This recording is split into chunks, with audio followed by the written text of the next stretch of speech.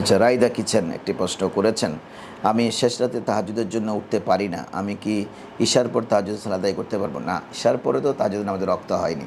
আপনি উঠতে পারতেই হবে। যদি সওয়াব নিতে হয় উঠতে পারতে হবে। আর উঠতে না পারলে আপনার তাহাজ্জুদ ছুটে গেছে, সওয়াব পাবেন না।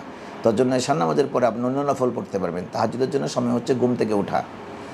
কিছুক্ষণ ঘুম গিয়ে 2-4 ঘন্টা ঘুম গিয়ে ওঠা, যেমন এটার সময়টা হচ্ছে বিশেষ করে ধরেন আপনি 12টার পরে, অর্থাৎ 12টার পর থেকে আপনি ফজরের নামাজের আগ পর্যন্ত আপনি তাহাজ্জুদ পড়তে পারবেন। তবে আগে আপনি কিছুক্ষণ ঘুমাবেন। ঘুম থেকে উঠতে যে কষ্ট, এই কষ্টটা স্বীকার করে আপনি উঠবেন। এর মধ্যেই মজা। আপনি জাগ্রত অবস্থায় পড়তে পারবেন। হয়তো ঢাকা থেকে আপনি আসছেন, 3টায় আপনাকে গাড়ি এনে নামায় দিল, তখন আপনি তাহাজ্জুদ পড়ে ফজরের জন্য অপেক্ষা করে তারপরে আপনি শুয়ে পড়লেন, সেটা অন্য জিনিস। কিন্তু প্রত্যেকদিন অনেকে বলে যে হুজুর আমি জাগন থাকি, তাহাজ্জুদ পড়ে তারপরে ঘুমাই, তো ফজরের নামাজের অবস্থা কী?